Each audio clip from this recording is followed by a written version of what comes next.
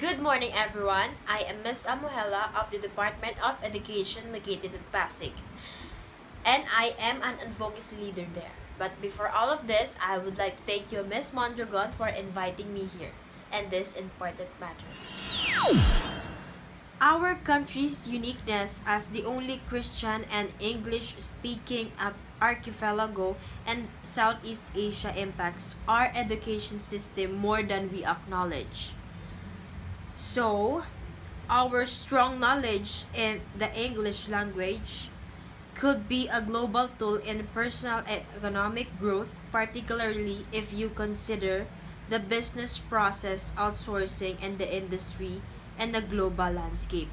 So that is why we should consider the EOP or the English only policy in most of the primary education, because this one is the step by step process in order to communicate outside or even inside in the classroom.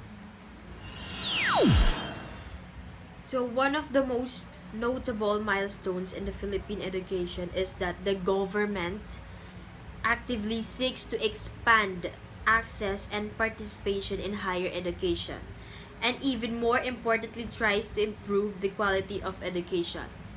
So for me, as an advocacy leader, I would try my best to communicate more on the higher level of the Department of Education, because this one needs an improvement.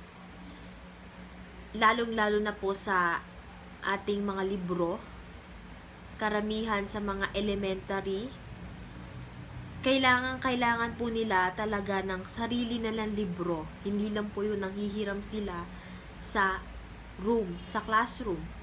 Kasi po, kapag naiuwi po nila ito sa bahay, mas lalo po nilang maiintindihan yung lesson, at nang sa gayon, makakasabay po sila sa may mga kaklase nilang may libro. So the question is, are we moving forward? So according to the Philippine National Development Plan, the number of higher education institutions in the Philippines is 10 times more than its neighboring countries. The Philippines' lackluster performance in producing innovators, researchers per million population versus 205 in Indonesia and 115 in Vietnam. So in the Philippines, we only have 81. So this one indicates that the country has lagged behind many of its ASEAN neighbors in producing researchers, innovators, and solutions providers needed to effectively function in a knowledge economy.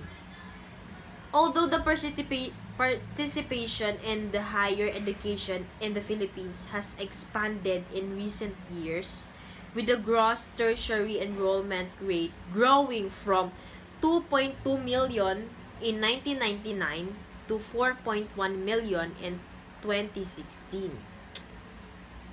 The information from the Philippine National Development Plan that we have a shortage in local researchers and innovators should not be overlooked nor ignored. So,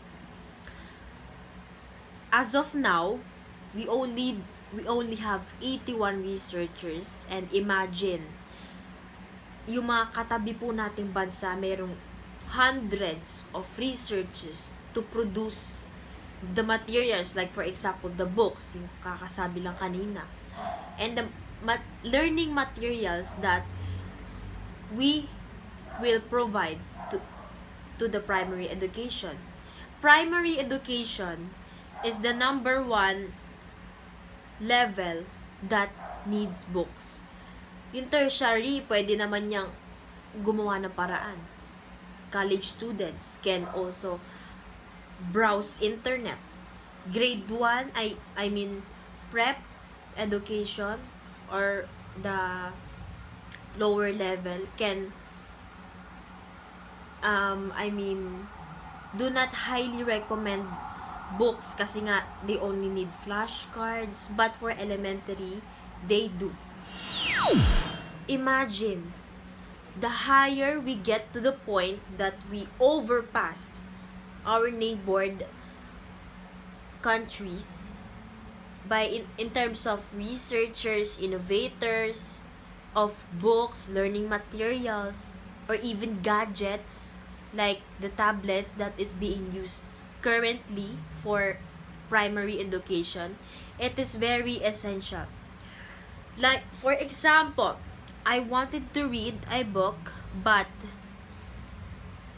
I do not have exact amount of money. So, I will just go to Wattpad and I will just browse it. So, the disadvantage is that my naked eyes could not survive in this gadget.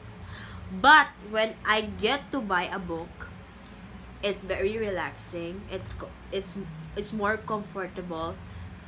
Something like that. 'Di ba? The difference between a book and this gadget is very high. So that is for my point. I hope we all get to learn something in this matter. Thank you and God bless.